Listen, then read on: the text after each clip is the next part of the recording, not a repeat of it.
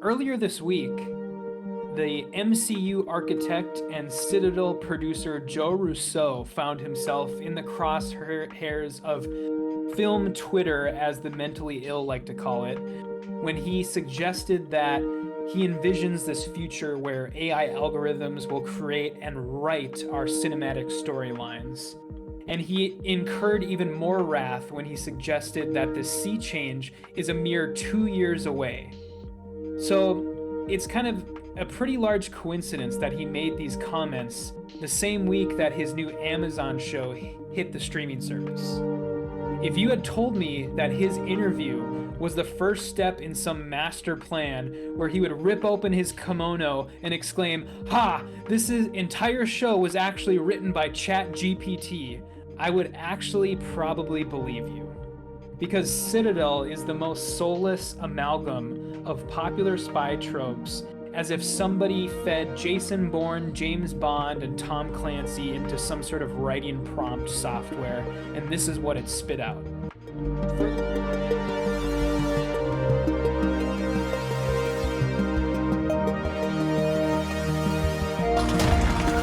Let's get nuts.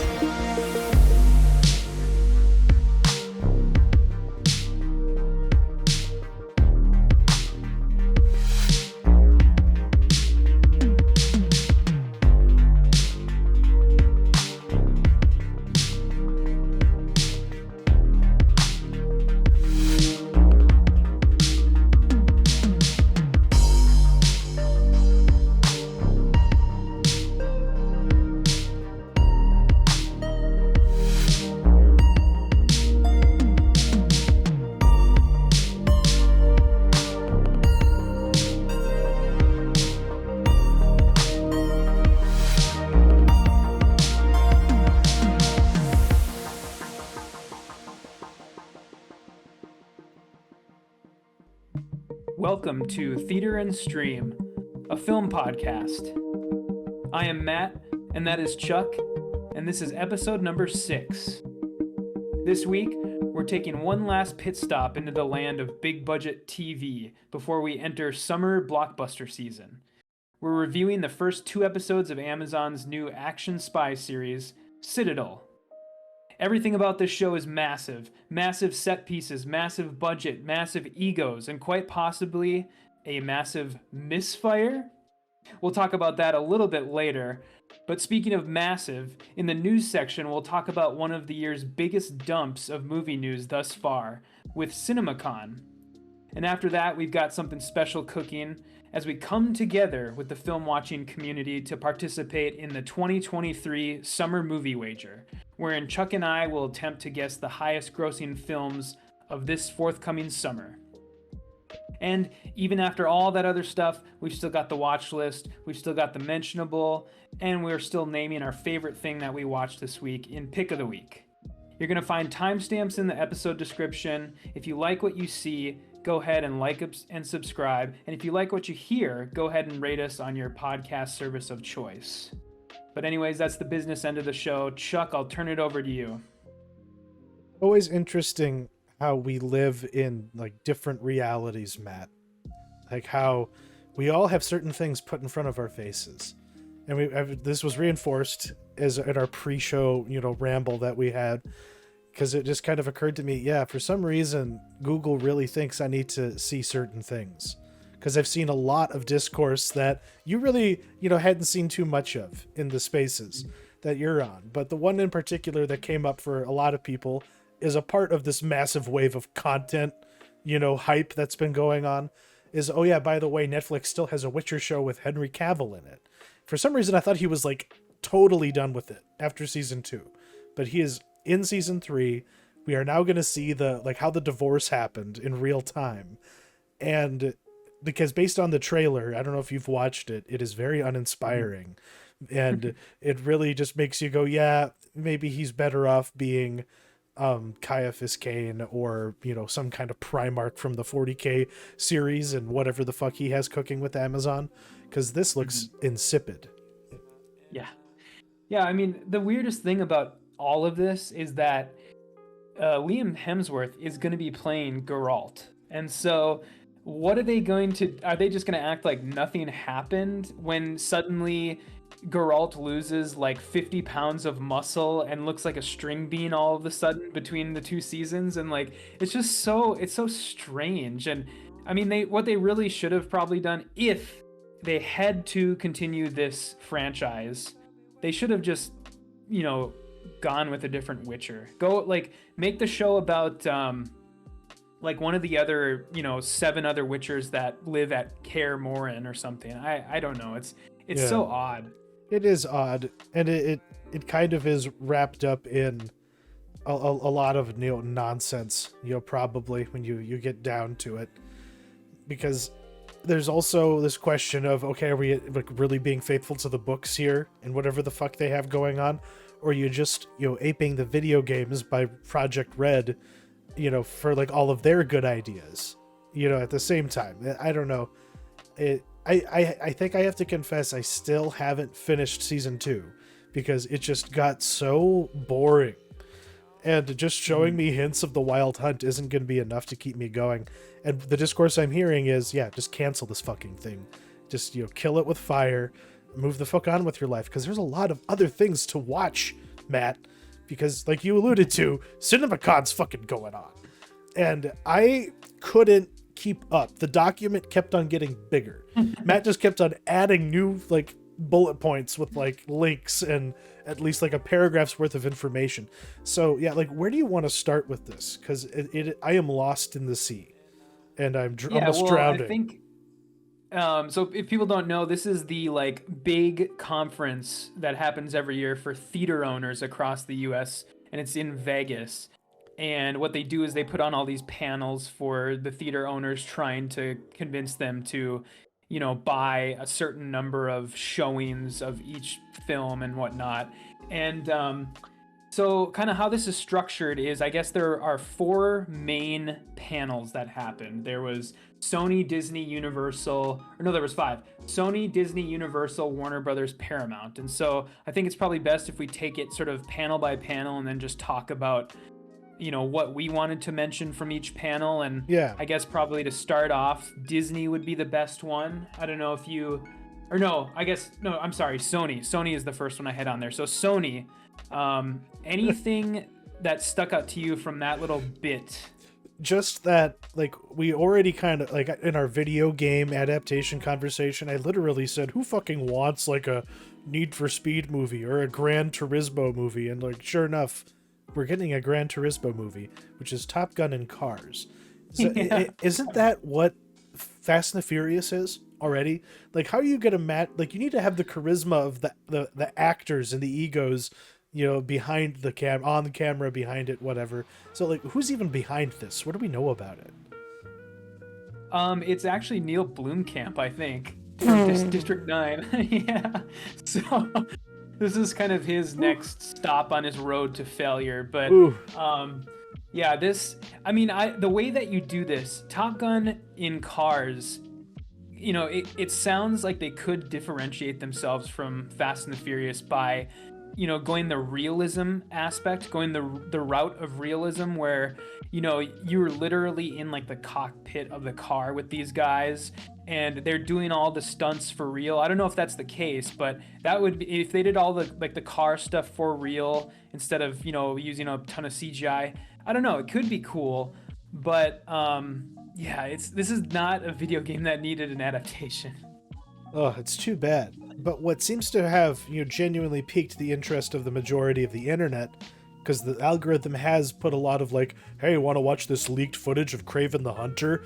You know, because that is a movie that everyone asked for, obviously. But this is going to be R-rated. It's going to be kind of brutal. But where is Spider-Man in all of this? Because if it doesn't somehow link up to, you know, him like hunting Spider-Man in New York City, what are we doing?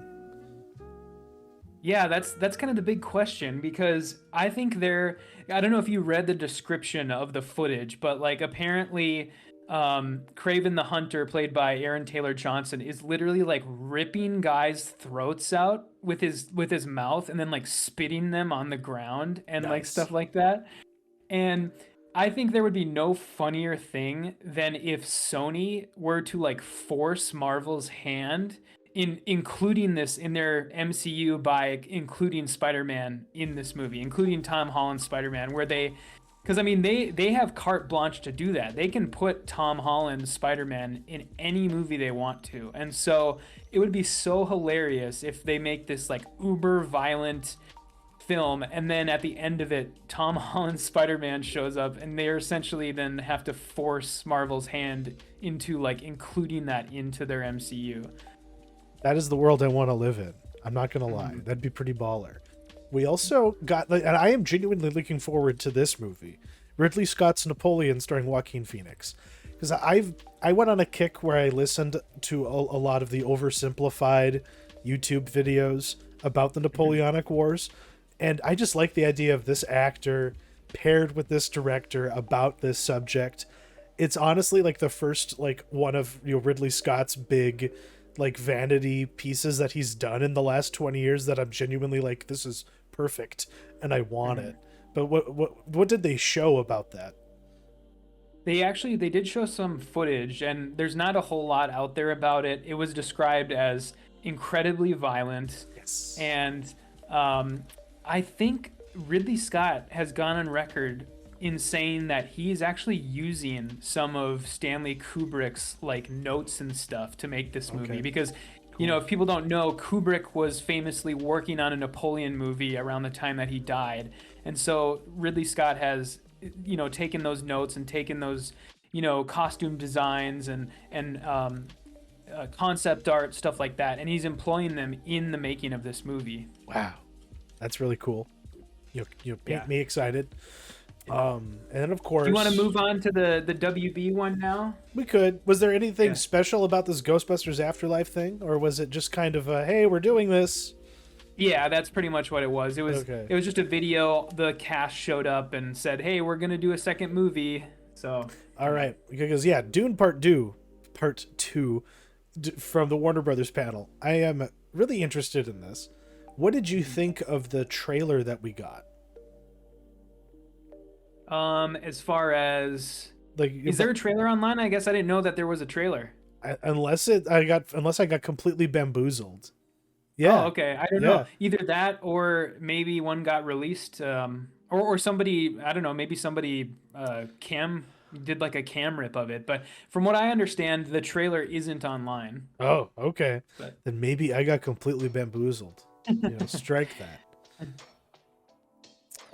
Yeah, that was just, I mean, at that panel, it was basically just a bunch. They got all the cast on the stage, and I think Denis Villeneuve was quoted as saying that, you know, Dune is going to be, this second part is going to be more action-packed, and it's going to pick up from the second that the first movie ended, and he doesn't want people to treat it as a sequel. He wants them to treat it as a continuation of the story. Because that's exactly what it is. Like, it's painful how much, like, this just needed to be one movie. It's kind of like Kill Bill in that respect. Yeah. Because, this thing just needs to be seamless. And I'm glad that that's the approach he's taking, because, like, this back end is 2 books from the whole that is the book itself. And this is where all of the sandworm, barf water orgies happen. This is where like all the killing happens and all the fucking happens. It's going to be great.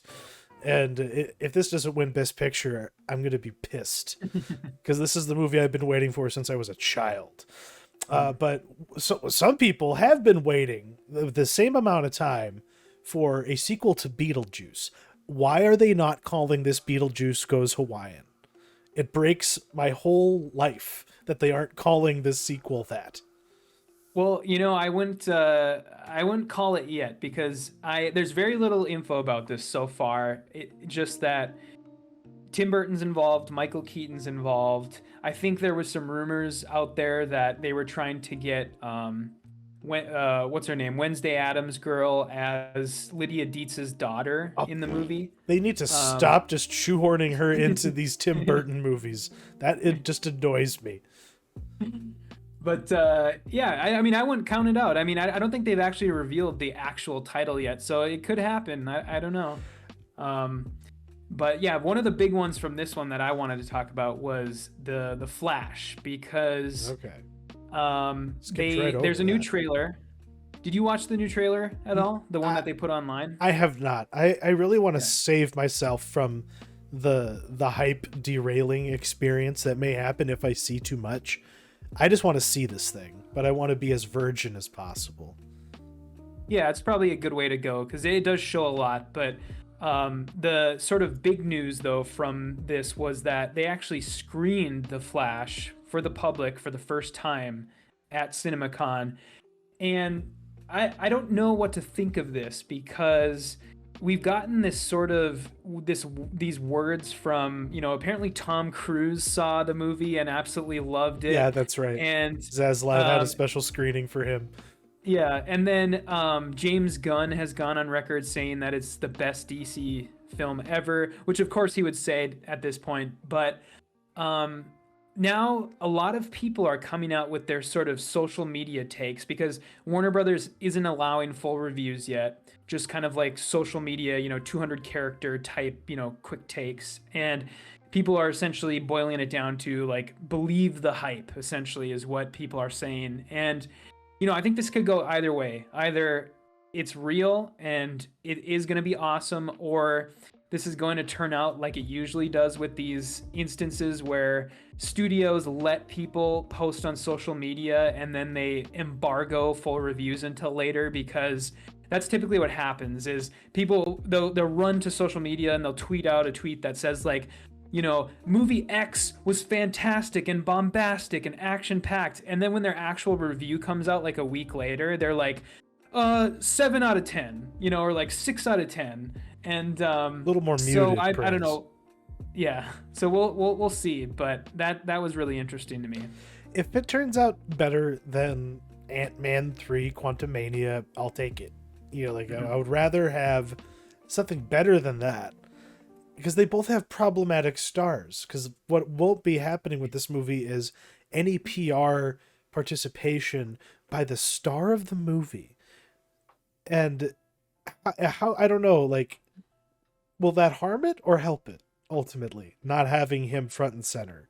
Even though he's going to be in the movie twice. Because he's playing two different versions of the Flash. I don't think it'll hurt it that much. I mean, the big story with this movie is Batman. You could literally exactly. You could literally just put Batman up on screen and it's like guaranteed 150 million. But they're clearly, as somebody who did watch that last trailer, they're clearly trying to distance themselves from this being just a Flash movie, because at the very, very end of that new trailer, they flash the symbols, the bat symbol, and then they flash the Superman symbol, and then they flash the Flash symbol. And so they're clearly trying to make it into like, this is not just a Flash movie, this is an everyone movie. This is a multiversal world's finest movie. Yeah, exactly. That's actually kind of cool. For a microwave flashpoint, you have an event movie in 5 minutes out of the freezer, sort of, an arrangement. I guess I'll take it. But this is going to be one of those fascinating stories of, okay, how the fuck did we get the movie we got? How much like this, Citadel, which we're going to be talking about later. How did we get the final product? Like, what happened before it? What was completely cut off and jettisoned? What was just massaged into place over with ADR? I think it's gonna that movie is gonna be fascinating, and it wouldn't be shocking if there was like 4 or 5 cuts of it floating around, resurrected on Max in the future. I can't call it HBO Max anymore. It's all over. Next, do you want to go to Disney? Well, I just want to make a comment. A surprising amount of just general, like, quote unquote, what seem to be original IPs. Or at the very least, just first-time adaptations of like a book or like a play or something. Like we're finally getting a Wicked movie. But is that coming from Disney? I think that was a WB. I want to say. Okay. Yeah, but there's also like Gareth Edwards getting like an original film about something, and they called the Creator, I believe it's called. It's so there's other things down AI the line. war.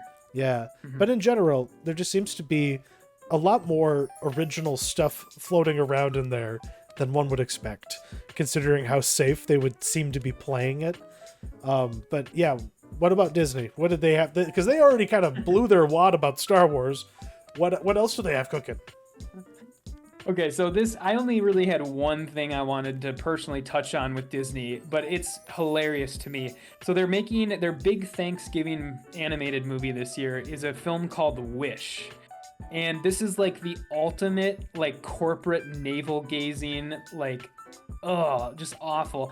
So if people don't know, this is a movie that is about, it's essentially an origin story for the star that Geppetto wishes upon in Pinocchio, that also appears in other Disney movies like Lady and the Tramp and For real? It's in Lady and the Tramp? Yeah, it's in Lady and the Tramp. It's in Peter Pan. The star's in Peter Pan also, and Princess and the Frog too, I believe. And so for some reason, this star is getting an origin story. This is horrifying. Okay, yeah, that is really, really bizarre. Oofta. God damn it. I don't really know how to feel about that. That kind of like makes me very, very concerned, because that's not even something I knew existed. But it was something that Disney adults were aware of, obviously. If you were a true stan, you would have paid attention. God, but that really, really actually kind of annoys me. All right, but we're also getting a new TMNT movie with the actual teenage voice actors. But what the fuck do they mean by the action is like, oh, okay, speed ramping. So it's like Watchmen or 300 with the Turtle Boys. So like, who are the hip young teens that they have voicing them now? Is that them on screen right now, or are those just some hype men? Okay. No, it's kind of, it's a bunch of nobodies. I mean, they're actual teenagers. They did actually get real like teenagers voicing the Teenage Mutant Ninja Turtles, which I guess is probably a nice change of pace. But this is from, do you know who's behind this? No, I don't. At all? Okay. So you're probably not going to like this, but this is from Evan Goldberg and Seth Rogen, one of their many like tens of dozens of projects out there. And so this is, I almost wish that man would have kids so he'd have less time to ruin like my childhood and ruin all the things like about Vertigo comics and independent comics that I used to love. Both of them, they just need to have kids and get busy, so they only do like one thing a year. Ruin one thing at a time, boys. Goddamn. But we also apparently got when are we gonna get a trailer for Killers of the Flower Moon? Or did they really? When is that gonna be given to us dirty plebes? Because I want to see that. Yeah, same. Yeah, that's a good question, because they did show it at CinemaCon. Unfortunately, this is not one of the things that leaked. But yeah, I don't know, because it did get an official release date, I believe October 6th. And so it should be any time here. If I had to guess, it's probably going to be with Oppenheimer, would be my guess. Is that movie all going to be in black and white? Or is it just just parts of it? Mm-hmm. I wonder why. Like, is it going to be like the nuclear sequences themselves? I think it's either flashbacks or flash forwards that are in black and white. And interesting. Yeah, one of that movie also had a presence at CinemaCon where they talked about how, like, the film stock company Kodak, the photography company, had to come up with a like proprietary IMAX black and white film stock specifically for Oppenheimer, because there have been no IMAX black and white movies ever before. This is the first time it's ever been asked for. Yeah. Yeah, because if you were going to make an IMAX movie, why the fuck would you be making it in black and white? Your name is Christopher Nolan, and you're psychotic. But does this kind of hint that we are going to be getting a little puzzle movie from this guy again? He's always playing with perspective and time, and and like in the dilation of it thereof. But Like, how confusing does this have to be? Like is this just gonna be like The Social Network, but about blowing up a shack in the desert?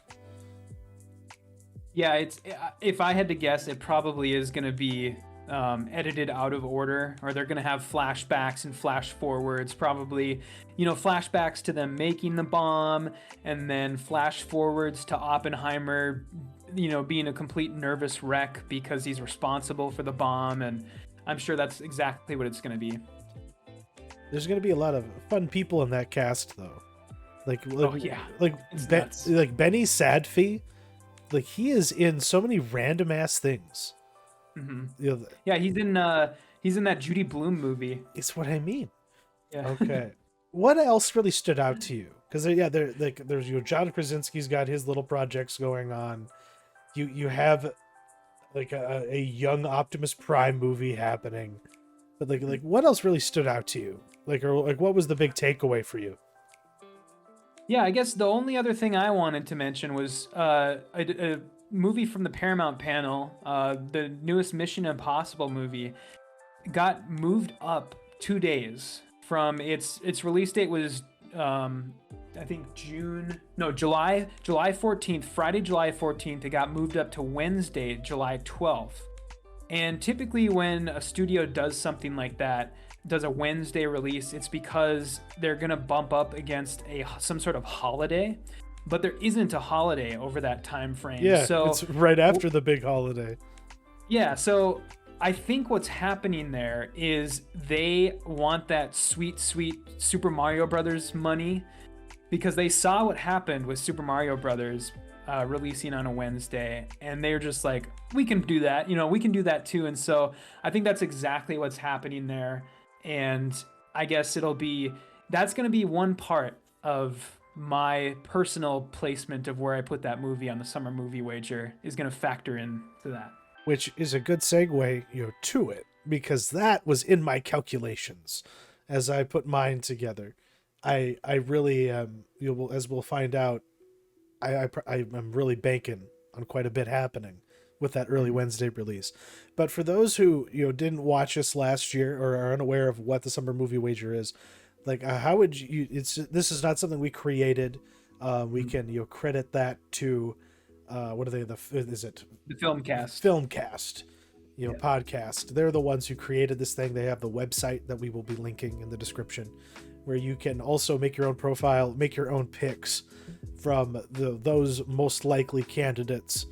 Between a top 10 and then 3 dark horses. What was your approach to it? What was your zen when you were constructing it? Mm-hmm.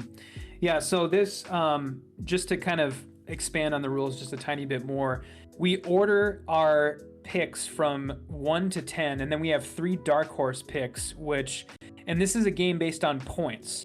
So you get a certain number of points for how close you get where you chose to put the movie compared to where it actually lands at the end of the summer.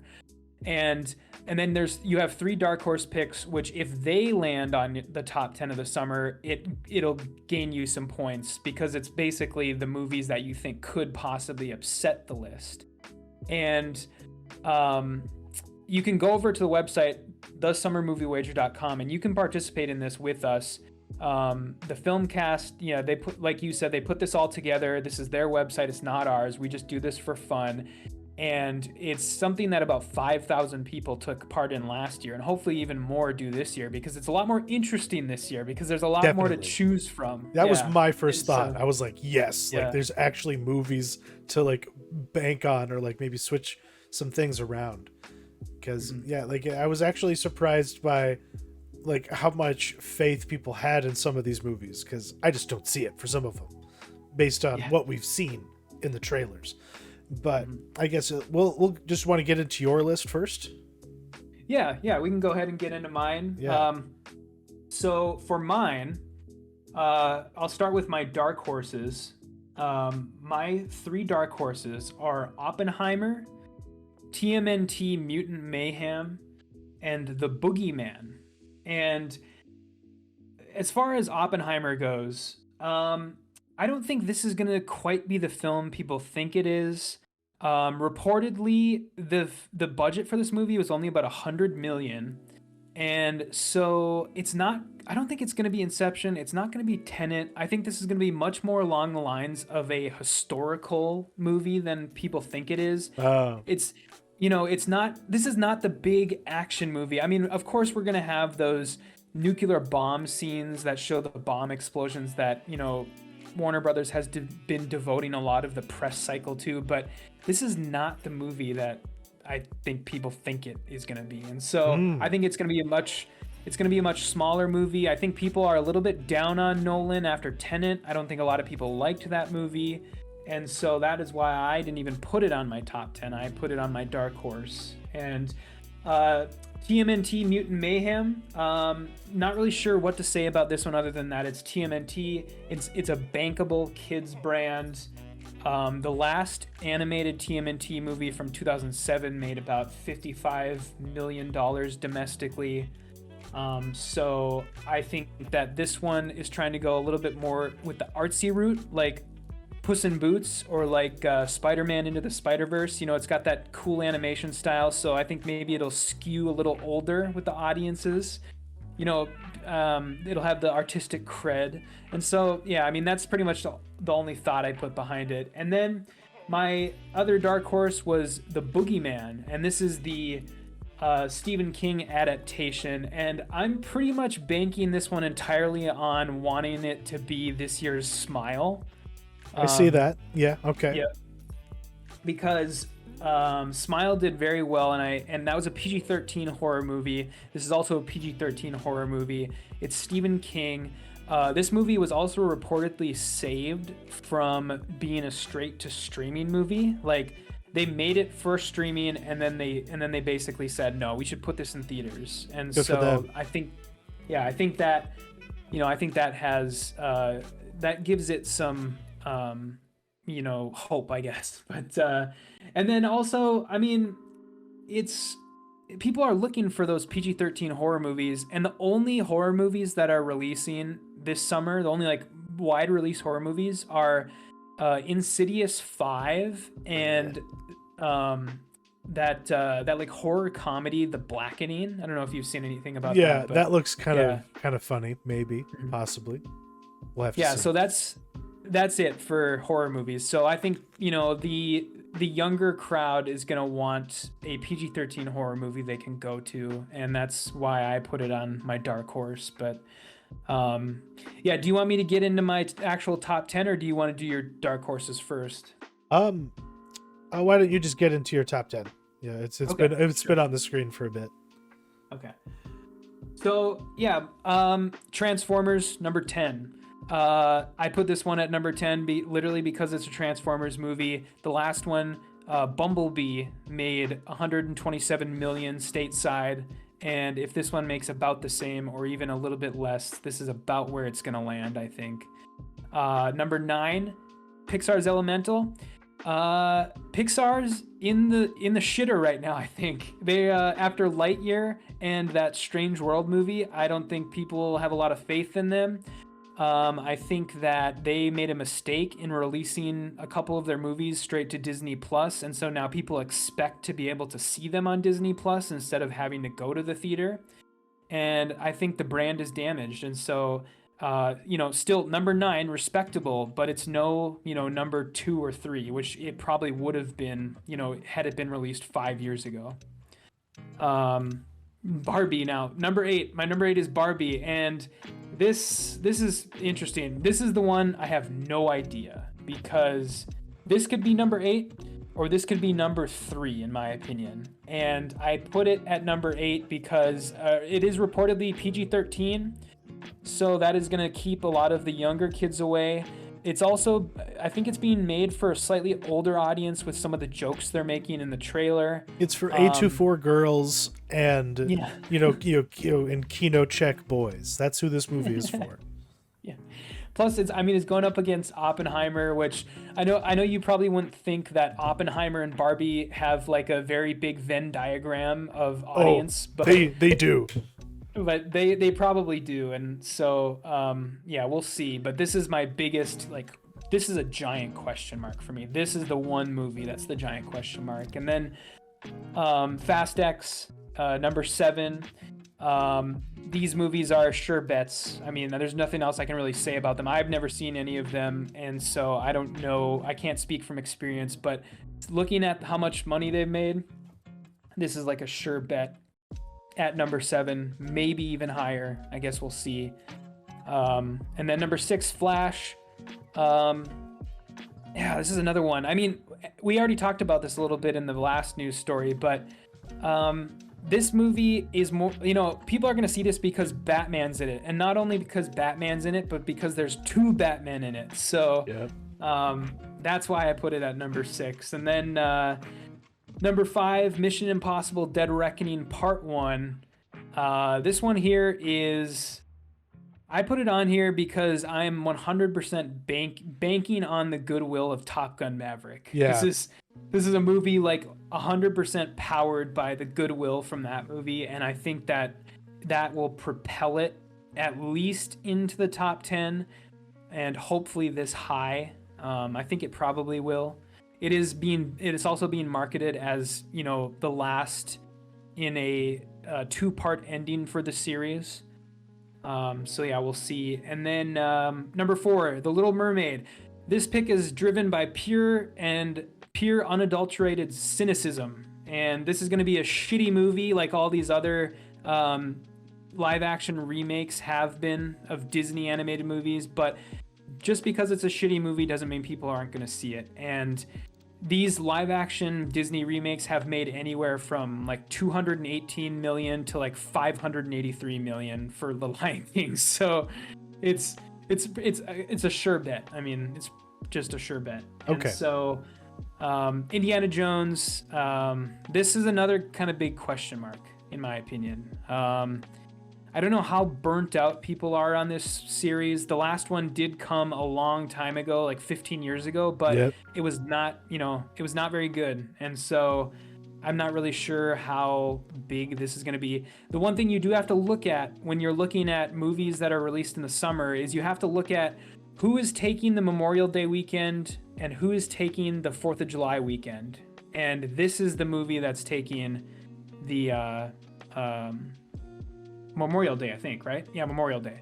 And so that's like 5 days of just pure like sellout showings. And so that is why kind of another reason why I put it this high. And then Spider-Man Across the Spider-Verse is my number 2. The people loved the first one. This is a 4-quadrant movie where everyone's invested in it. Everybody wants to go see it. It skews towards the kids, and then with its unique art style, it skews towards the older people for sort of the artistic credibility. I think it's going to be huge. The voice cast is absolutely nuts on this movie. And then number 1 is Guardians of the Galaxy Volume 3, a movie that'll be kicking off the summer next week. And because of that fact, I think it'll just demolish. This movie has, not only is it kicking off the summer, but it has 2 weeks of pure no competition. Like, if you look at what's coming out on the week after, May 12th, I think that is, nothing comes out. So this movie is going to have a runway of just 2 weeks of probably like near sellout shows. And, people want to go back to the movies. And people want to see these huge, big budget movies. And this is, there's no better movie to do it with than this ending for this series. This is the end for this particular series. None of these actors are coming back, or so they say. And that is why I think a lot of people are gonna go to that one. But yeah, anyways, that's my list. And yeah, Chuck, let's get to yours. My Dark Horses also includes, the TMNT, Mutant Mayhem movie. For a lot of the same reasons. Like, you just don't know what you're going to get, especially with the people involved. But you just can't deny the power that is just the pop culture symbol that is the Turtles. As a true, born bred turtle fanatic myself. But the one that I'm really curious about is Blue Beetle. I really wonder if they aren't, if I don't know, because Gunn has kind of co-signed this thing for the trash heap. This is just something that they're just putting out to him. But it's funny how sometimes those can be the most resonant. And this one could catch a wave. Maybe not. Maybe I'm being a little too, Pollyanna about it. But The Meg is the ridiculous like summer bullshit movie that I feel like could grab a hold of the Cocaine Bear crowd, and just give us more of this nonsense, because nonsense will inexplicably make a lot of money sometimes. It is just summer movie season. But I'm going to start at the top with mine, and echo what you said about Guardians of the Galaxy. It is the one franchise in the Marvel stable that ultimately really only has goodwill. Even though neither of us were really impressed with that Christmas special that they did. Because at this point, you need to have complete knowledge of all the bullshit. But yeah, ultimate 4-quadrant movie, but it really helps if you actually know the story a little bit. Because this is probably like the only time in the whole Marvel Cinematic Universe where we're going to get a truly well thought out, complete ending. And we almost didn't get this movie because of culture war bullshit. But I'll bring that up again as I keep going. Mission Impossible, I think, is really going to set the tone. It's going to do even better than what you expect, in my opinion. Because not only do we have that goodwill, this is also just one of the, most bizarrely, one of the, best, action franchises in the history of Hollywood. Mm-hmm. And we're probably going to be diving into it a little more deeper down the road as soon as we hit some rough patches in the schedule, before the release of Dead Reckoning Part 1. But Across the Spider-Verse, also just obvious. It's going to rake in the dough. But there might be some culture war backlash. And it's not going to keep it down. But just coming from the neck of the woods that I come from, if you know Minot, North Dakota, if you know the state and its legislature and the people who vote it in, there's some elements to the advertising in this movie that is just window dressing to some. But to other people carries deep meaning. Like a trans pride flag or something like that, or a Black Lives Matter sticker. And for that reason, there are some people who just won't see this movie. It's going to keep it from really, hitting the highs that it maybe deserves to. But The Flash, for some reason, will just do well in spite of every, red flag it has, because people just want to finally have something nice come from the DC stable. And if we're going to get it, it'll be that. Indiana Jones, I don't know. I have the least faith that this thing is going to be worth the trouble it's going to cause, whatever they do with it. And I think it's going to be middle of the road. If it's makes more money than Crystal Skull, I'll be impressed. Fast X, I just put it there because it's a given. I haven't seen any of these since the first one, so we'll just have to wait and see. I really have no understanding of what's happening in the story, what the stakes are, or why anybody cares at this point. Because this is one that could easily get upset by a dark horse. For some reason, I have bizarre faith in this little art film being made by a small director named Christopher Nolan. Yeah, this probably shouldn't make any money, but it still is spectacle. Even though it's probably going to be a little bit more artful and intimate and less, about, constructing interesting concepts or whatever. Yeah, I think this is going to be more Dunkirk than it's going to be anything else. So yeah, but we're not going to get Interstellar with this one. But Barbie, I don't know. Maybe I'm wrong about where I placed Barbie, but I just think this movie's maybe going to make $100 million. If it does better than that, I'd be shocked. The Little Mermaid is the real turd in the punch bowl, though. I really, really think they have a dog on their hands here, and they have really underestimated how much demand there is for this slop anymore. And this is also firmly entrenched in culture war bullshit, and there is a sizable chunk of that 4-quadrant audience that feels alienated. And they have let the company know that. And it's just going to continue to come up, especially if the movie looks as really, I don't know, the quality just does not look like it's there to me. This looks like this should be straight to streaming and not in theaters. Which is why I rounded out my whole list at number 10. I think you had in the same place, but whatever Rise of the Beasts is, if nothing more than just for my nostalgia for the 90s Beast Wars cartoon. I'm just ready to have an ape robot running around. The time has come. And yeah, I guess that kind of does it though. for the Summer Movie Wager. We will check in on this periodically, and yeah, get it. And as we do it, whoever wins gets to pick a movie for the other person to watch, and we will hash that out. Last year, I was very kind to you. Yeah. Babette's Feast was your quote unquote punishment, but Yeah, maybe, you can with the prize, I guess the prize of it, the winner, yeah, they choose a movie for the loser to watch. And yeah, you were nice enough to pick Babette's Feast for me, but you can choose to either expand a person's horizons or put them through hell. And so you could hypothetically choose just like the worst thing you could think of, as long as it's under 3 hours. I think that's the only rule that we put on it. And so yeah, once the game is done in early September, we will revisit everything, and then we'll pick a winner, and then we'll go through all that stuff. I just realized something. That is why Ari Aster made Beau Was Afraid 2 hours and 59 minutes. Yeah. Yeah. That was God, why. that would have been perfect. That answers the question. Okay, because I am, a glutton for punishment. It has been said. I also have been told that I have sucker stamped across my forehead, because here I am going in for another Damon Lindelof, joint with Mrs. Davis on Peacock, which is surprisingly graphic.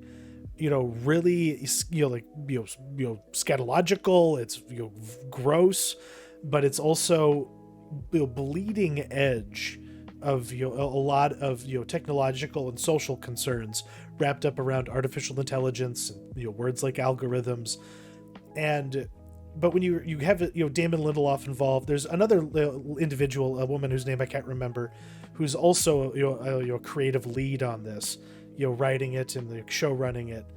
And the premise is that in 2023, in this reality, there's an AI that just runs the world, that no one wants for anything. Like, it has brought us to utopia, and everybody wears earbuds, and they're all kind of like competing in this invisible game to get their wings.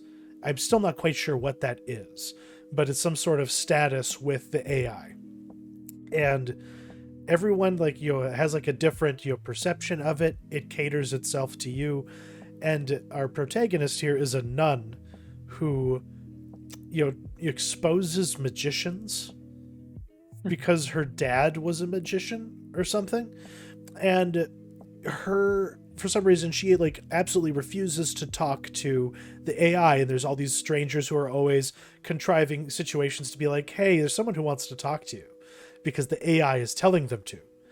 And without getting too lost in the weeds, because they're pretty fucking deep, but eventually you get to this moment where the AI and her are confronting each other, and she's just like, I just want you to die. That's all that I want you to do. Just turn yourself off, evil AI person.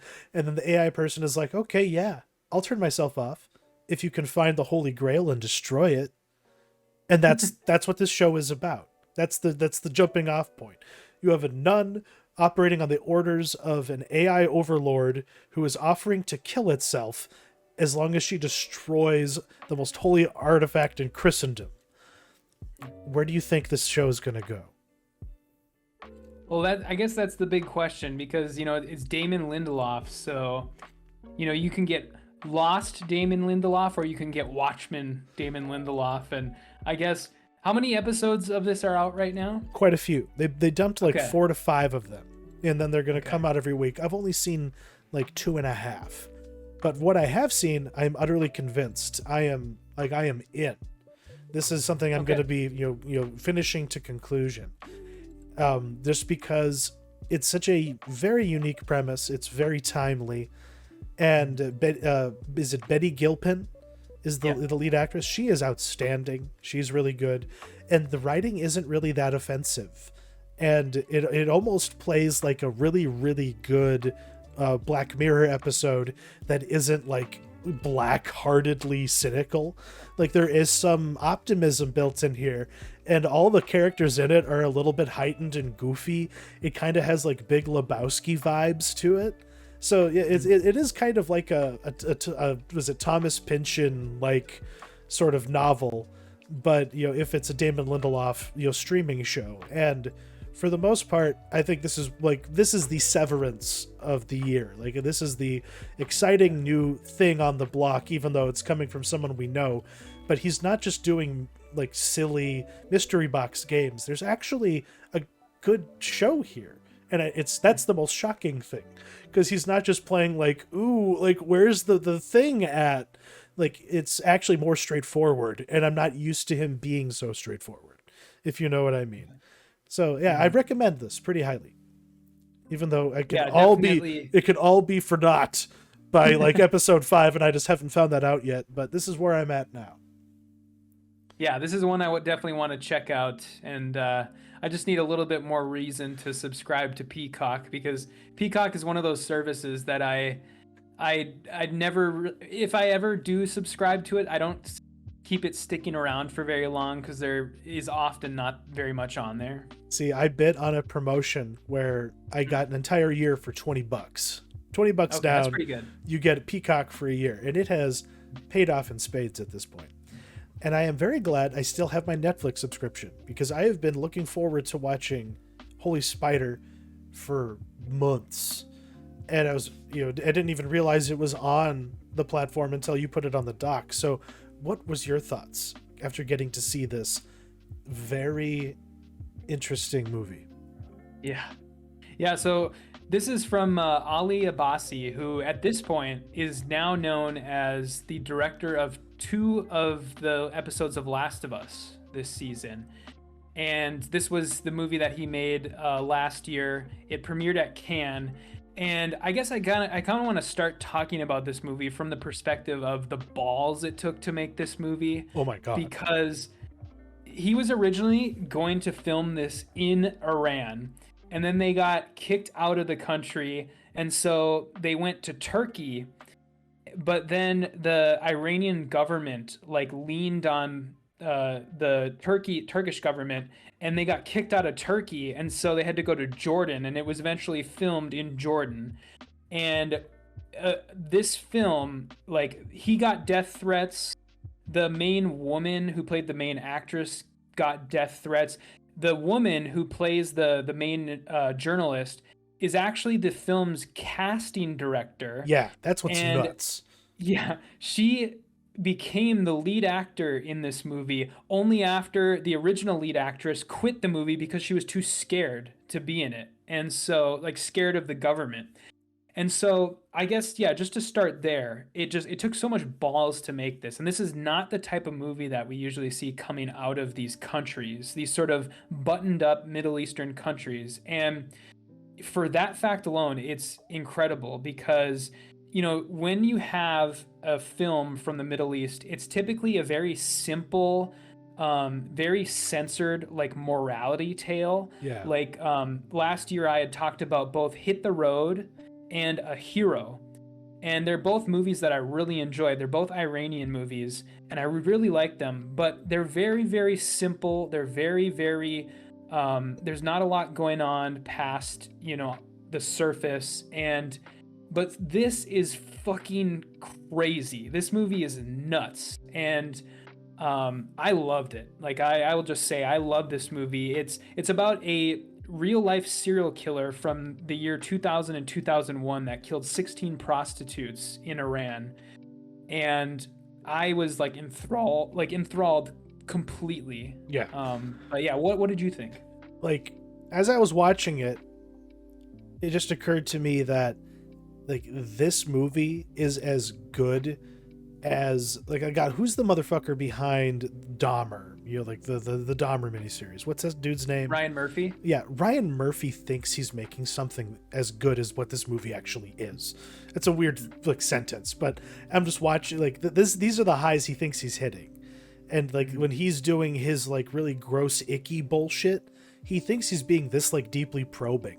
Because, yeah, like, no one really makes serial killer movies about real serial killers that actually gets you this, like, in the fucking head of them in, like, in a truly cinematic way. Just the way that it would just hone in on his face when he's having his little like wig out sessions, like that is what it probably actually looks like. The moment where they transition from being a human being into the monster who's willing to do whatever fucked up thing it is that they do. And it just seemed too real. And every single like moment of it almost feels like something you shouldn't be watching. Like that's how I felt as I watched it. I was just like this is not okay. It's haram. Yeah, exactly. We should not be having this much of an inside look at it. But then at the same time, when we weren't, following the killer himself, just seeing how almost completely complicit the system was, and just kind of like, yeah, the man's like literally calling us, but we're not working too hard to track him down. This, like, I don't know, just the balls of it, because that's really what struck me too, because initially I didn't know the background behind this production, and I was like, wow, how the fuck did they get away with being this honest about how the clerics would have reacted to this? It's like is this really a problem? He's just killing a bunch of fallen women, like these vile, awful women, and to look at what happens to the family of these people, of these monsters. Like, it did a lot of work, and it didn't overstay its welcome for me. All the way up into the final frames, I was pretty caught in its clutches, as it were. Yeah, same. And yeah, this is a movie that it's unique for this sort of serial killer subgenre, in that it gives the serial killer just as much screen time as the movie's protagonist. And you get to know him, his life, his family, his job, and everything. You get to know like this guy. And it's so interesting in that it gives him, he's very complex in a way, because there is no one reason he's doing this. It's many different reasons that they imply. It's everything from, he's doing it because for religious reasons. He is doing it because it's implied that he gets some sort of sexual thrill out of it, or some sort of pleasure. It's implied that he loves the celebrity status that it gives him, and he loves the attention that it gives him.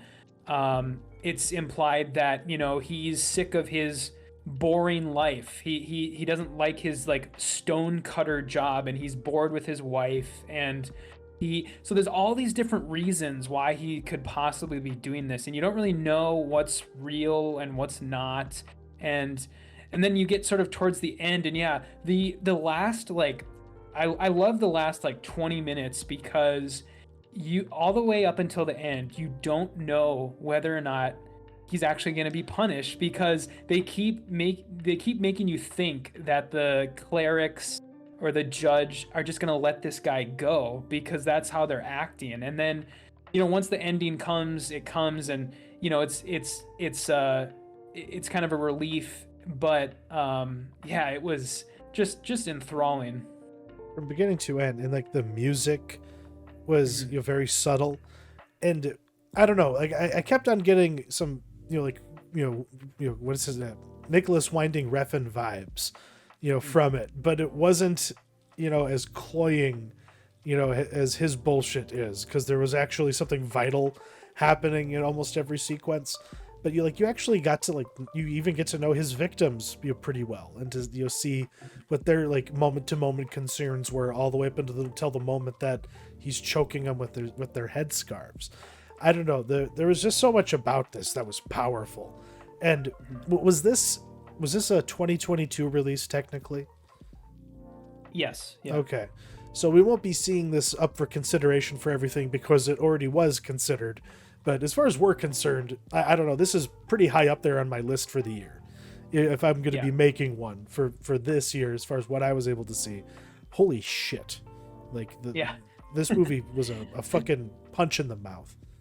Yeah, and we should say, this is not a movie for the faint of heart. I feel like after watching this movie, I need to watch an episode of Dead Ringers to get the bad taste out of my mouth. That's how far beyond this movie is. Just everything from the murder scenes to just the scene of him with that bigger prostitute, the woman who's a little bigger, and she at first is overpowering him, and then he straps her to the ties her to the back of his scooter so it looks like she's clinging on to him on the scooter, Yes. and that's just so like fucked, that But yeah. all that imagery, and then the ending too. I mean, the ending is just perfect, like, and just so fucked up with the video camera footage of the serial killer's son, and yeah, just perfect.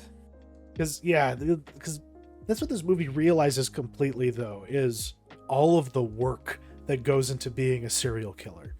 Like, because you spend so much time with this guy that like you actually have to like see him do all of the busy bullshit that is involved with killing a human and then hiding it as best as you can so that you can get away with it. Like it's, I don't know, it's the kind of stuff that like podcasts like the last podcast on the left get into, and that's what like as a serial killer movie, this is up there for me. But at the same time, it just does it in such a way that it doesn't glorify the man. It truly does just lay him out as the monster that he was, but as pathetic as he was at the same time. Which is why I needed to palate cleanse after I saw it as well. But I did it with, lately it has been the PBS Kids streaming app, that we have on our TV. As these kind of things go, as a taxpayer, I'm glad we have this thing, because you just turn it on and it will just bring up something, and and just how you can navigate it. It's like simple enough that even November can really figure it out, and it's not offensively like patronizing. It's not offensive to the ear, and it always throws something different at you. Like, it's almost built into it that you can't just binge bullshit. It will eventually just go from, like, what is it, alley denali or whatever the fuck, and then shift over to, something that you didn't even know was on there. So if you need some pablum on to occupy the toddler, I recommend PBS Kids as a change of pace. It's free. You're paying for it already. So get on that. Because otherwise you could be like these fools who spent so much fucking money on this streaming event series that we watched for the show this week. What can you tell us about it, Matt? Take us away. Yeah, so we will be reviewing the first 2 episodes of Citadel. Earlier this week, the MCU architect and Citadel producer Joe Russo found himself in the crosshairs of film Twitter, as the mentally ill like to call it, when he suggested that he envisions this future where AI algorithms will create and write our cinematic storylines. And he incurred even more wrath when he suggested that the sea change is a mere 2 years away. So it's kind of a pretty large coincidence that he made these comments the same week that his new Amazon show hit the streaming service. If you had told me that his interview was the first step in some master plan where he would rip open his kimono and exclaim, "Ha! This entire show was actually written by ChatGPT," I would actually probably believe you. Because Citadel is the most soulless amalgam of popular spy tropes, as if somebody fed Jason Bourne, James Bond, and Tom Clancy into some sort of writing prompt software, and this is what it spit out. Furthermore, it's a massive headache in both manpower and budget to get this thing to our small screen. This show cost $300 million to make, which is 1/3 the budget of Amazon's other soulless knockoff, The Lord of the Rings show. And mathematically, for every minute that you're wasting your time watching this show, you are watching $1.25 million melt away on screen. This is a show that has no vision other than the Russo brothers' vision of making gobs of cash by self-producing this show through their Agbo Productions. They've clearly made the show on the cheap and then are pocketing millions of dollars in spare cash, the old Adam Sandler technique. And so, yeah, I thought this show was mostly awful, and I just cannot believe that it exists. I think the story behind the show is a lot more interesting than the show itself. It's pretty generic. I mean, I'm sure we'll have some stuff to say about the actual show, but Yeah, that's kind of where I'll leave it for now. What did you think, Chuck? You know, yeah, this is just a big fat ripoff of like they even like name drop it. There's nothing that like really inspires, me to like want to stick with something when even the characters in it are admitting that what they're experiencing is utterly contrived and derivative of something else. Because like his wife at one point is like, "Oh no, you tell me you're fucking Jason Bourne," and it's like, well, that's actually like literally what we're telling you. Yeah, he is Jason Bourne. This is like the long kiss goodnight. This is 100 bullets. Gosh, wouldn't you rather be watching those movies and like reading those comics than watching this show? Because that's all. Like as I was like going like, oh yeah, it's just like this or it's just like that. Instead of enjoying what it was, I just was thinking about other things. Because yeah, like but beyond, like who is the female lead? What's her name again? Priyanka Chopra. Priyanka Chopra. Jonas. We got to respect her husband, but I'll respect him right now. It's like she's the only reason to watch this because they put her in some nice evening wear. But the action in this is silly at times. And I just don't understand, like, I don't know, this is a post-John Wick world. So yeah, gray-haired men with, like, well-manicured beards are now, like, the toughest motherfuckers that you've ever seen. It's no longer, the muscled, ripped, beefy beefcakes of the, the 80s, tough guys. Now it's just these impossible to kill motherfuckers who can just, like, get beaten to hell and shot and stabbed and then still, like, murder you. And I don't know, it's very silly. And I don't understand some of the costumes we see in the trailers for the later episodes. But every single line Stanley Tucci says in this first episode, even the stuff when he's on camera, is ADR'd. What the fuck happened with his character? Well, I mean, one of the things you can tell about this show is that it's been edited to shreds because this show went through development hell. It lost its original showrunner, and essentially the Russos had to come in and like save the show because this was actually the sort of brainchild of Amazon Studios CEO. What's her name? Is it Leslie something? Do you know offhand? No, I don't. Okay. God, I'm blanking on that. Anyways, whoever the Amazon Studios CEO is, this is her brainchild. She approached the Russos with this idea of Jennifer Salke. Jennifer Salke. Yeah. She wanted to make this what she termed a global spy show where they would make this one and then they would go on and make a bunch of foreign language like spin-offs. And it's just, it's all such a mess. What? And it's only six episodes. Like that's all it's going to be is 6 episodes. It was supposed to originally be 7. And the episodes are only like 40 minutes long. And so when it's all said and done, this show is going to be probably a little over 4.5 hours long total. And they paid $300 million for that. Like that's the point I keep going back to because it's you could so have crazy. An Avatar movie. Yeah, exactly. Yeah, this costs just as much as Avatar. Yep. That's stupid. Why? Yeah. How is this going to drive up subscriptions? It makes me want to unsubscribe. Like, why do I have an Amazon account anymore, man? Like, if this is what they're giving me, why do I have it? That's where I'm at. Yeah, it's pretty awful. I just feel as if Amazon thinks they can just brute force their way through the film scene or brute force their way into the television scene, just as they have with every other aspect of their business. Where Amazon, the online store, that's how they became so popular. They just brute force their way through everything with money. And that's exactly the strategy they're using with their TV division too. But it doesn't work in TV. No. You can't just throw unlimited amounts of money at things. And that's clearly what they think they can do. And it's just, I mean, it's to speak about the actual show itself for a second. Yeah. So this show, it opens with this train scene that probably cost about 50 million of that 300.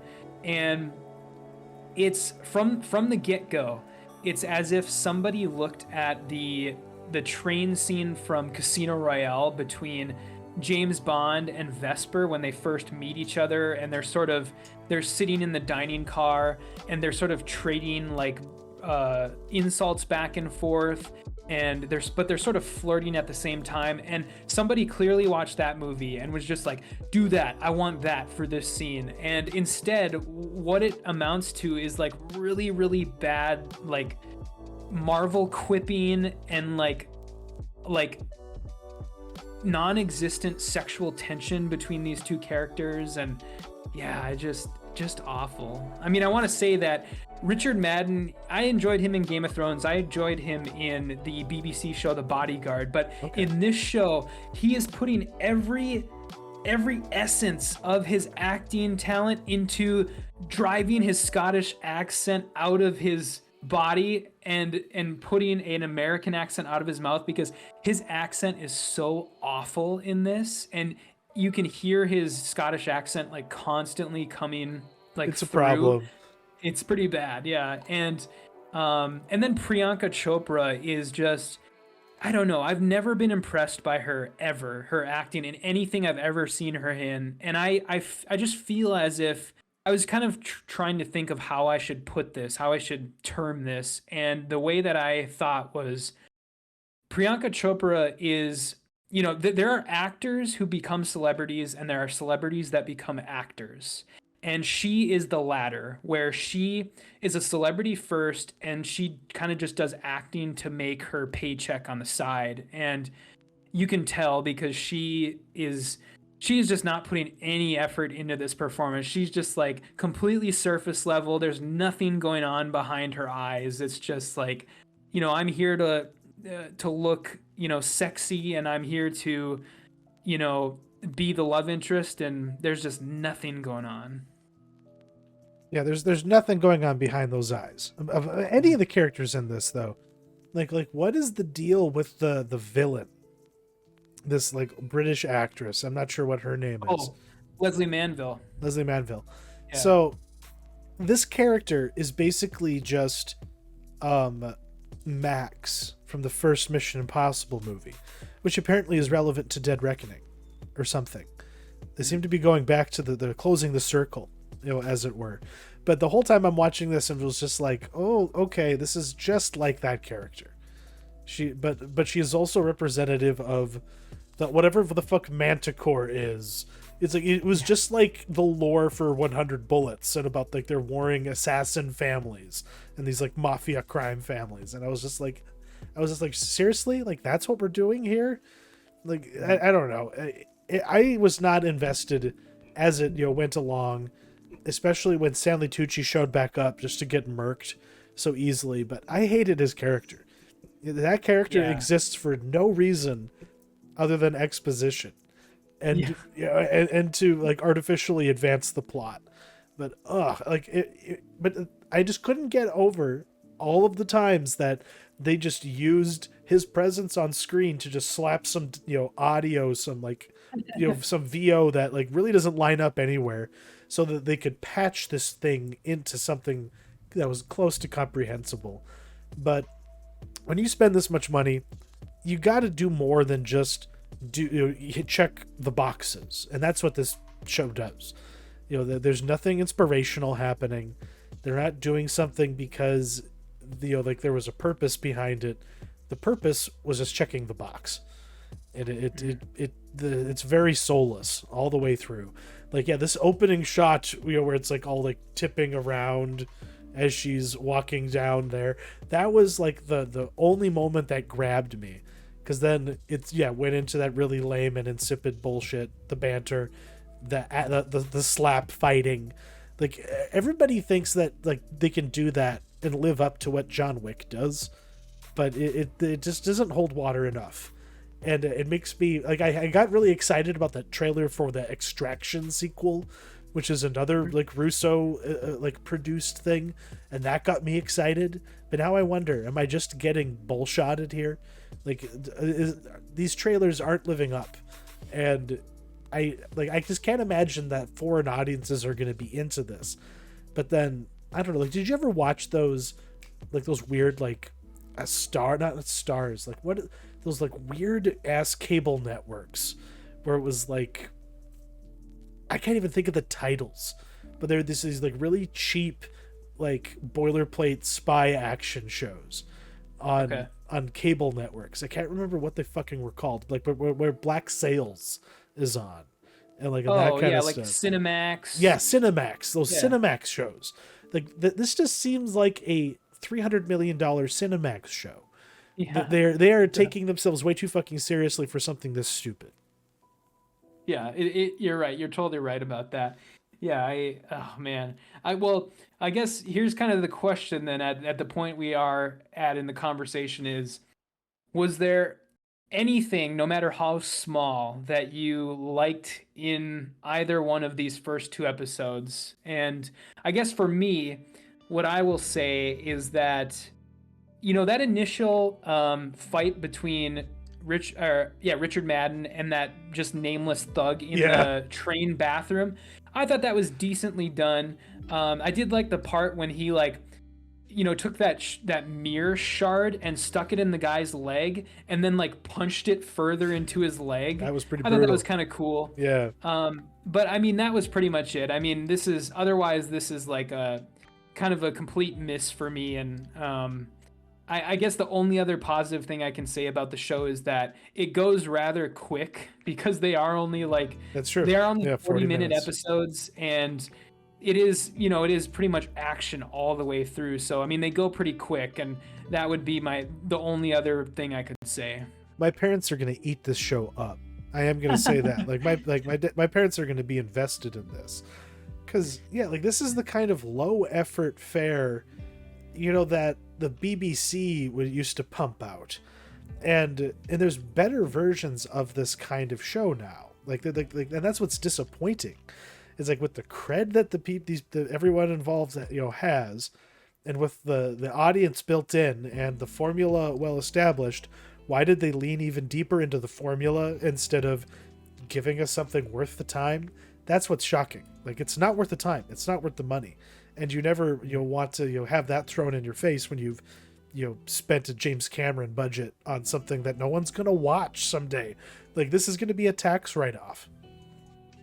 But I'm gonna watch it. I will watch it all the way through, because that is like a commitment I'm trying to make for myself, because I have abandoned too many shows, like Somebody Somewhere, which new season is out going on right now, which is a delightful little show that I should pick up again. I just haven't, and I just need to finish things, bring it to completion, because otherwise they just are dangling in the back of my mind, and I think the people deserve better, and they deserve to actually hear the full extent of how bad something is beyond just and I mean there's better shows. I mean, you don't even have to go to another streaming service to see a better show that's similar to this. You can watch Reacher, you can watch The Terminal List, you can watch the John Krasinski Jack Ryan show. Exactly. All three of those are better than this, and they're all on Amazon. So it's like, and that's what's crazy.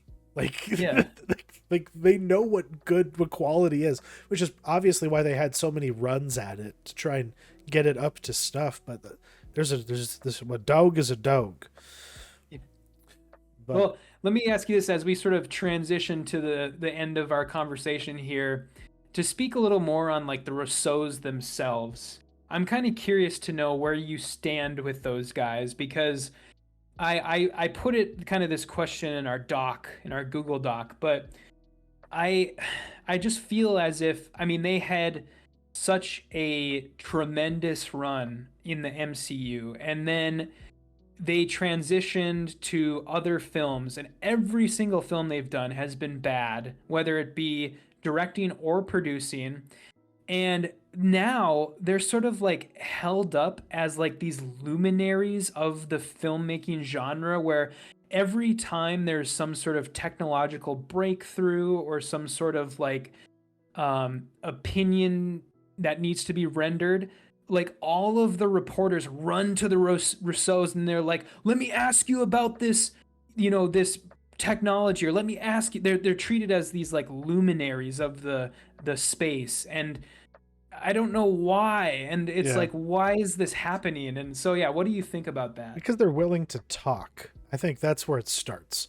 being asked the question is one thing, but being able to have any reporter, like bang down your door and get you to comment, about any old thing, to wax philosophical, to be treated as an elder statesman. Yeah, like one thing is to be asked, but it's another thing to actually deign to speak. And because there's a lot of filmmakers who just be like, I don't have time or interest to entertain this question. They're entertaining it. And so this delusion isn't just like they have a delusion, obviously, because that scoreboard from the last two Avengers movies means a lot, apparently, to everybody involved. And all they have to do is just say box office. But then again, nothing else they've touched since then has reached those heights, which means they are carried by the franchise. They were carried by the properties, and the gravity of the movement, less than something that was their own contribution to it. They were good stewards of the movement. They steered the sandworm well. But all these other things are just going nowhere when you get down to it. Like you pointed out, you kind of alluded to it. The way that they go about business, they are good businessmen. They've been around long enough to know how to actually make money and how to use that money to create institutional power for themselves. And that is why they are treated like luminaries, because they have fundamentally, like, they are more than just filmmakers. They have the institutional power to create and to gobble up all the money that is just dumped by all these companies. But now that's why Zaslav and his ilk are tightening things up to a degree, because of the excess like this. And Amazon, like I've talked about, I wrote a column in the paper about this. They are immune from the consequences of their choices, because financially it doesn't matter. They make that much money. That's just the reality of it. And there's nothing that is going to just stop them from doing it how they want to do it. Because like you pointed out, they just brute force their way through problems. But I don't know if they're going to be able to keep getting away with it. If this is how much it's going to cost them to make something this middling, I guess. Yeah, that's where I'll leave. Yeah, no. Yeah, very, very well said. And the Russos are a part of the problem. Yeah, oh, for sure. Definitely. And yeah, we will, there's 4 more episodes. So we will probably check in on this again when we do our big catch up on all the TV shows episode we were talking about. Yeah, it's necessary because even though like there's a leak out there, episode 6 of Yellow Jackets is floating around the internet. So watch out for spoilers. They're out there. But what was your mentionable this week? Yeah, my mentionable is a new video game. This is the sequel to, I think, 2018's, I want to say, Star Wars Jedi Fallen Order. And this one's called Jedi Survivor. And this is sort of a Dark Souls-like, I guess is what I'd call it. It's basically a Dark Souls game that's set in the Star Wars universe. And, before Disney started cranking out all of these TV shows, these Star Wars TV shows, the first game in this series was like a bright spot in the Star Wars, like the Disney Star Wars oeuvre, because they were really doing bad for a while there before like Andor had come out and like the first couple seasons of The Mandalorian, and this was one of the bright spots. And this is sort of continuing the story of Cal Kestis, who's played by Cameron Monaghan. And this is set between, I think it's episode 3 and A New Hope. So it's kind of in that weird area that we don't know a whole lot about. But yeah, this is a really fun, just great game. Just quality, like world building and quality combat. And the one stipulation I would put on this though is, and why I can't recommend that you buy it yet, is the performance is really bad on this game right now. Even on console? On PC. Okay. On PC. That's what I've heard. Yeah, it's I have it for PC, and there's a lot of bottlenecking issues going on, and there's a lot of problems where the game isn't utilizing all of people's like computer power basically, and it's making Yeah, it really, really sucks. And so, I mean, I'm playing it on PC right now, and I'm getting like anywhere between like 40 and 60 frames per second, but I should be getting closer to like 80 or 90. Yeah. And it's pretty, the performance is pretty bad right now. They're going to fix it, but I don't think that it's worth rewarding them for releasing a game in this state. You shouldn't buy games that are released in incomplete states. So I can't recommend it right now. If you absolutely must play it, then do what I did and subscribe to EA's subscription service. EA has their own sort of Game Pass like service for $15 a month, and that's what I did instead of paying fucking like $70. Oh, so they have this on their subscription. This is on there. Wow. Yeah. Because I have, okay, but because all right, I might have to. That's interesting. But yeah, I'm also just I don't know. I could maybe get it on my Steam Deck, possibly. It could maybe handle it, but people were saying that they were getting like 30 to 40 FPS, from what I remember, and they were saying that it wasn't quite optimized yet. So I'm gonna hold off. Yeah, I'm gonna have a little unorthodox one here because this is technically television, even though I consider this old media. This is cable, because this was something I really would only partake in when I would visit my parents or when I lived with them. Because as soon as Tucker Carlson Tonight became a thing, I was actually kind of grateful for it, because either he had some wacko on there from either like the neocon right or the left politically, or just ideologues of any stripe, and he could get them to say and do funny things on live TV, before people stopped going on his show. And I know that he's kind of a spicy individual. He's not for everybody, but the fact that he is now gone from the airwaves, it is shocking in general, but it is something that is going to be missing from my parents' evenings for the end of time.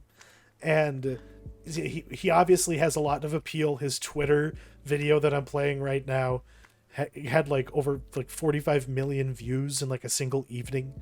So there's just for like 5 minutes of this man talking. His monologues are truly powerful and worth the investment, but you could really tell that he was admitting something that is interesting to me, because I'm watching Succession, which is about the Murdochs and this very same type of merger and selling off of various things. But you also just really see all the forces in the real world inspiring the art that we take in. And for some reason, Tucker Carlson is at the center of it, because Rupert Murdoch's ex-fiance liked him too much and he talked about God or something. So it's just bizarre. And I just want to say salute to you. Good night, sweet prince. You're going to make a bag of money, of course, doing something else. But yeah, Fox News families have something to miss, and everyone who watched him are now just going to have to wait and see whatever he does next. But that is the mentionable. What was your pick of the week? Yeah, this week I think it's pretty easy. It's got to be Holy Spider. Yes, that's a good pick. Yeah, I mean, just excellent. I wish I would have seen it sooner, so that I could have included it on our best of the year last year. But this movie for a while was notoriously hard to get your hands on, and I almost wonder if that was on purpose, because of the controversy surrounding it, because the Iranian government doesn't want it out there. They've after the movie had its premiere at Cannes, the Iranian government released a statement that called like everyone involved blasphemers, and said that if they were to ever come back to the country, that they would be tried, and just nutso shit. And so go see it. This is really like cutting edge filmmaking, like punk rock filmmaking. Absolutely. Like Salman Rushdie literally, I don't know if he's still alive, but I don't know how able he's going to be for the rest of his days. That man was literally almost killed because of the fanaticism within Iran, within their government, and within their foot soldiers around the world. And yeah, the fact that you would put the actress quitting on this movie, putting the casting director in the position of having to take on that responsibility, that yoke of danger. If you're not putting your flesh and blood on the line, it's just a cynical capitalistic enterprise ultimately. But I will recommend Mrs. Davis just because it's a breath of fresh air from the man involved. It's actually, there's some growth happening here. It's actually an interesting show. It's not just interesting because of its mysterious aspects. It's actually interesting because of what is easy to understand about it. So I wholeheartedly recommend that people check that out. Next week, what are we doing again? Is it Guardians of the Galaxy? Yeah, we're kicking off the blockbuster summer season. We're going to see the finale for James Gunn in the Marvel Universe before he jumps ship and starts working for the other guy. But we'll all have to dig into that next week. Have a good one, everybody, and thank you, Matt. Take care. Yep. See ya.